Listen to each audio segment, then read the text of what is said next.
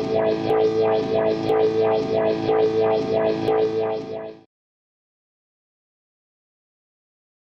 what's going on, guys? Brian from Zombie Guitar here. Here in this lesson I want to talk about blues theory. Alright? Blues theory goes a lot deeper than what I'm just going to talk about in this video, although I am going to talk about a lot of stuff in this video that you can use. But blues theory kind of differs from diatonic music theory in that it could be major, it could be minor, it could be a hybrid.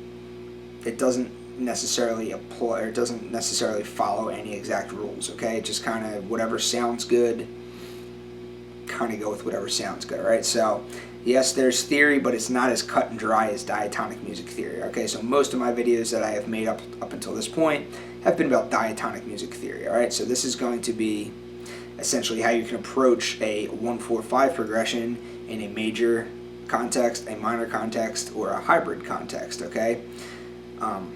And you would be breaking rules of diatonic theory, but it would still sound good because this is blues theory, alright?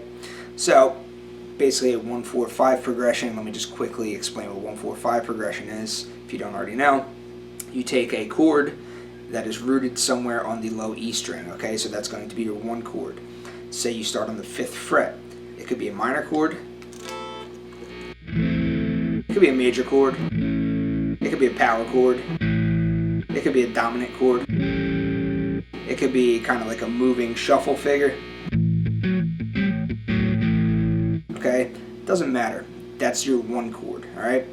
So wherever your 1 chord is, your 4 chord is always going to be found on the same fret, but rooted on the A string, okay? So we're on the 5th fret, that was our 1 chord. The 4 chord is going to be found here on the A string, so it's going to be a D. It could be a D major, it could be a D minor, it could be D power chord. Could be a shuffle figure, could be a D dominant chord.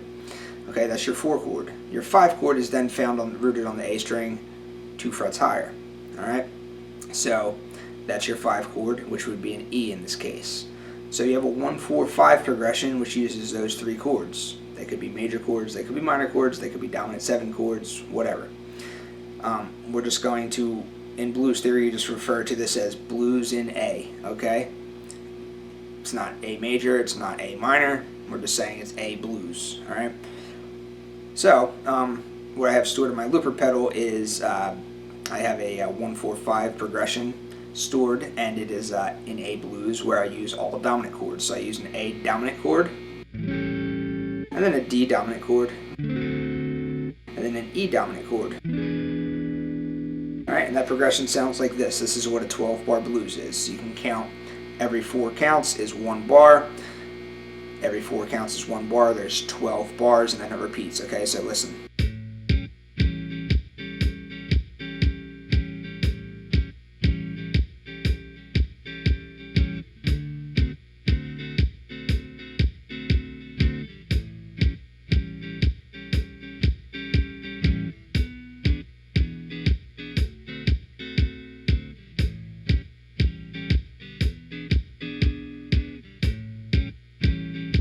It starts over. Okay, so that's 12 bars. That's the 12-bar blues using a 1-4-5 progression, using all dominant chords. Okay. Now, I could approach this in a minor type of fashion, or I can approach this in a major type of fashion, or I can approach this in a hybrid of the two. All right. So let me zoom into the fretboard and just show you how you would go about doing each one of these. Okay, so for the purposes of this video, we're going to just be doing 1 scale over all of the chords, okay? There's other forms of blues playing where you would change your scale over top of each chord. So you may play an A pentatonic scale over the A chord, a D pentatonic over the D chord, and an E pentatonic over the E chord. But for the purposes of this video, we're just going to play 1 scale over the entire chord progression, okay? So that is a very common practice in blues. So, taking the minor approach, you would start out by taking the A minor pentatonic scale. So we're just going to look at the A minor pentatonic scale in just one position right here, and you can play this scale over the entire progression. You can also go ahead and you can add in your blue note.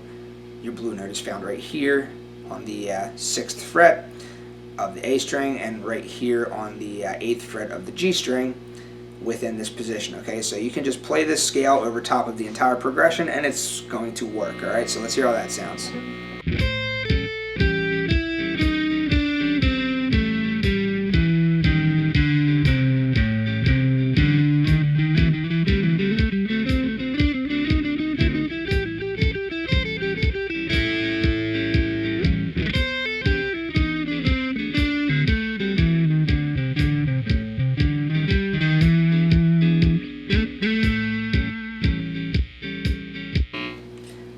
Okay, so that's playing the A minor pentatonic and then the A with the blues note added, okay?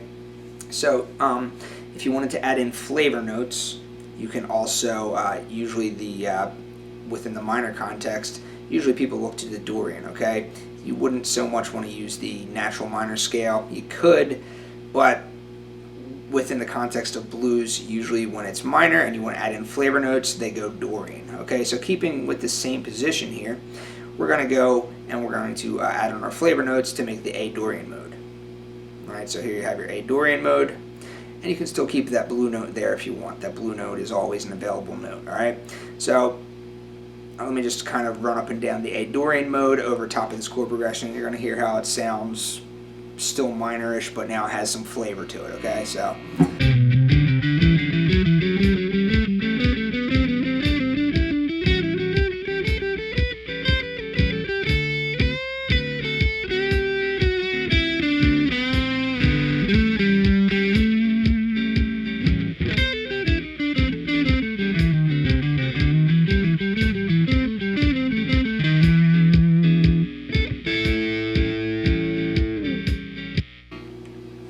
okay, so you can go ahead and you can add in that Dorian, make it the A Dorian mode, and then add in the blue note as well, and it all combines together and it gives you that minor sound. Alright, so this is just still in that one little area, okay? So you have your A minor pentatonic that you can play over this 1-4-5 progression, you have your A minor blues, which is just the pentatonic with the added blues note, and you have your A Dorian mode, which is just a couple extra notes added to the A minor pentatonic, A minor blues, and just a couple added extra notes, okay? So those three things combine together nicely to give you that minor sound, all right? You can span this over the entire neck of the guitar, but we're just looking in just this one little area just to, you know, get this point across. So that's minor stuff. Okay, so let's say we wanted to approach this same thing in a major context, all right? It's the same exact progression. It's a 1-4-5 progression, the same three chords, A dominant 7, D dominant 7, E dominant 7, 1-4-5 progression in A minor, A major, doesn't matter, it's just a blues progression, alright? But now we're going to approach it in a major context, right? So instead of playing here between the 5th and the 8th fret as our pentatonic position number 1, we're going to instead be here in our 2nd to 5th fret area, because when you want to locate your pentatonic position number 1 for a major context or a major pentatonic, you use your pinky to locate the root note. Instead of your first finger, you use your pinky. So your pinky locates the note A right here on the 5th fret, and then you apply your minor pentatonic box, which is now here. So this would be your A major pentatonic position number 1. Of course, this can span the entire fretboard. All your pentatonic positions relative to pentatonic position number 1 would still be applicable, but this is your pentatonic position number 1, and then you have your blue note, which falls in the same spot. Okay, your blue note falls right here, and your blue note falls right here. Okay, so essentially you just shifted this whole pentatonic box down to here, and you're locating your root, which is A, with your pinky. All right, so let's hear how a major pentatonic, major blues would sound over this entire progression.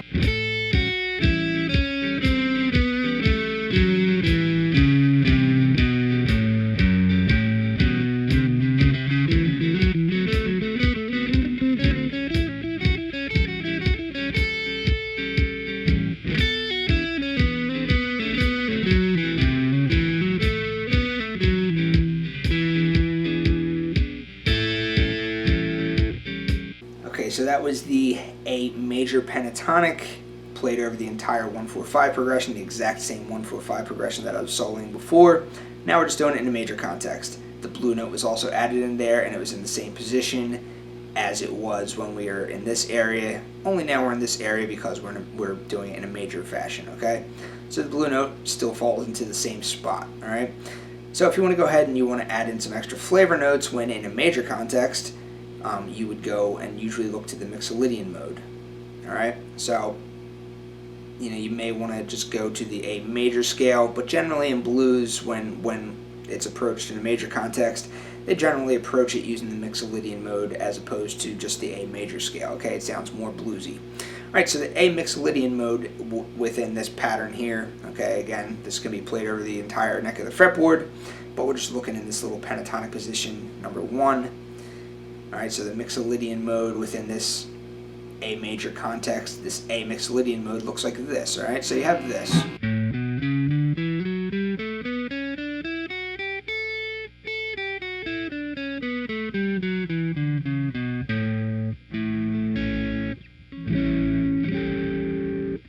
Okay, so that's your A Mixolydian mode, and then of course that blue note can always remain where it's at. That's always an available note if you want to remain in this little area here or over the entire fretboard. But the blue note's always available, and you can kind of combine everything together. So let's kind of hear how that sounds.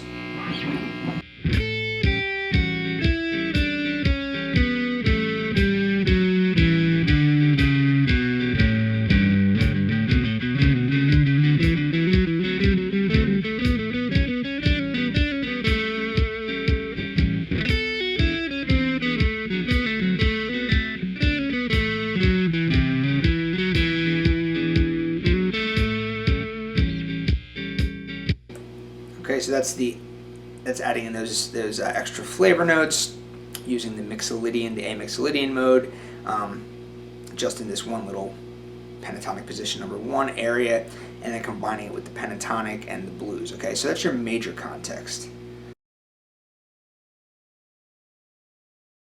Okay, so now making a hybrid out of all this stuff, this is really where the art of blues soloing comes in, okay? Listen to Clapton, listen to Hendrix, listen to B.B. King, listen to all those blues masters, and they can do this way, way, way better than I ever could in a million years. But I'm just here to try and explain the theory behind what these guys are doing, and basically they make a hybrid out of this stuff. All right, so you could approach this in a couple different ways. All right, so if you're starting out in a minor context, this would be your pentatonic box number 1. If you're looking at a major context, this would be your pentatonic box number 1. Okay. If you wanted to overlap the two, you could take your major context and then look at pentatonic position number 2, which is kind of overlapping with the minor pentatonic position number 1. So you would have this overlapping with this.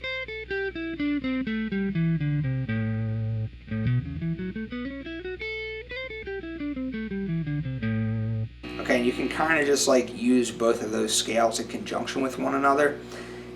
Personally, I think that's kind of complicated to do it in that way. I personally have found that the trick to combining everything is just understanding where the thirds of the underlying chords are in each of the in each of the chords that are playing. So the first chord would be an A. So you want to know where the third of the A is, the minor third and the major third, and then kind of use both of them together. So if you're looking at an A major chord, it would be this. Okay, your third is right here on the G string. That's a major third.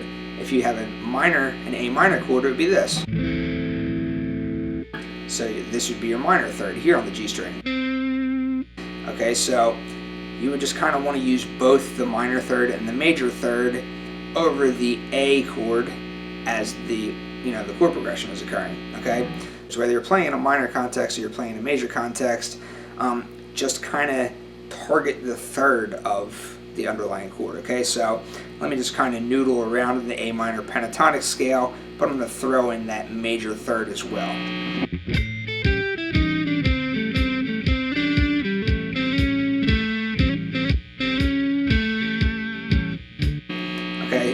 See see how there's that minor and major third? Okay, so that's over that chord. And then the same thing would apply for when you get to the 4 chord, okay, so which in this case is a D. So keeping in this position, here's your D chord here. That would be a D major chord. This would be a D minor chord. Okay, so this is your minor third on the B string. Here's your major third on the B string. Okay, so you can noodle around either in a minor context or in a major context, but when that D chord is occurring, you kind of want to pay some mind to that minor major third combination. Okay, so I'm just going to play just the thirds over the A and just the thirds over the D. So let's hear how that sounds.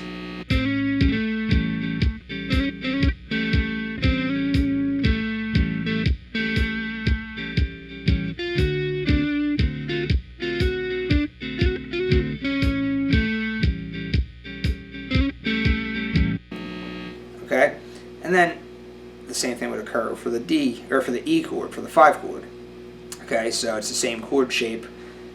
This would be an E major chord. This would be an E minor chord. Again, your third for a chord that's rooted on the A string like that would be on the B string. So here's your minor third. Here's your major third. Okay, so again, you noodling around, whether you're in a minor context or a major context, but then kind of figure out where those thirds are for those particular chords. So let me just do the thirds again for all 3.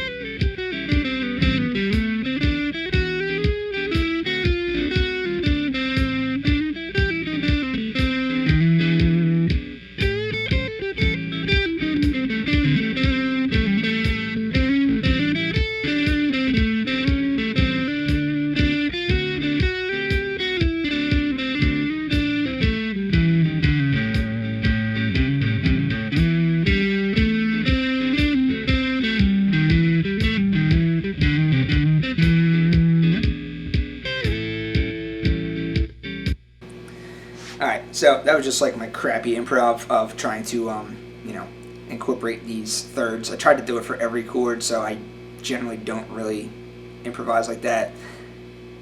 Trying to throw in the major and the minor third for every single chord in 1-4-5 progression, but for the sake of example, I was just trying to show you how you might go about getting that sound for whichever chord you want to do it on. Alright, I usually like to do that on the 1 chord, and that's pretty much it. For the other 2 chords, I'll just kind of stick to the scale, but the options are unlimited. Okay, you can be as creative as you want with this. I'm just trying to give you an idea about how you might go about making a hybrid out of the major and the minor. Okay, so like I said, you can either overlap the 2 pentatonic scales together, the A minor pentatonic along with the A major pentatonic. If you're in A minor position number 1, A major position number 2 would fall right over top of it. If you're in A major position number 1, A minor position number 5 would fall over top of it. Okay, since this would be 1 in minor, this would be 5 in minor. Alright, but that's kind of the complicated way, if you ask me. I just kind of like to just know where the thirds are of each of the chords. Okay, so if you target those major and minor thirds of each chord, and then just choose a major context or a minor context, then I find that that's the best way to kind of hybridize these scales. All right. Okay, so hopefully I wasn't too confusing with all that stuff. Basically, like I said, choose a major context or a minor context. If you're going to go minor, your A minor pentatonic, your A minor blues, your A Dorian, spanned over the entire fretboard would be your scalar framework that you would ultimately want to solo in. If you want to solo in a major type of context over a 1-4-5 progression. You know, your A major pentatonic scale, your A major blues, and then your A mixolydian, if you want to add in your flavor notes. Again, spanned over the entire fretboard. I just showed it in just one position.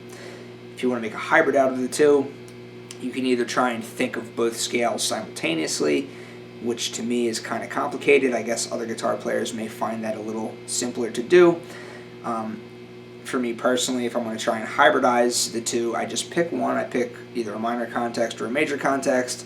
I use that as my scalar framework, but then I just try and be aware of where the thirds of each chord, the 1 chord, the 4 chord, and the 5 chord is, okay? So that's how I go about making a hybrid out of the two, all right? I generally like to solo in the minor context.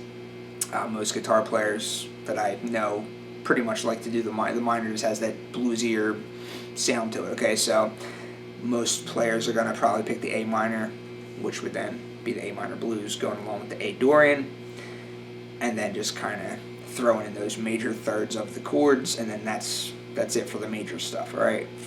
So I feel like I'm kind of rambling here, but that's my general blues theory lesson, or intro to blues theory for today, all right? So any questions, feel free to ask, leave a comment below, and I'll see you next time. Thanks a lot.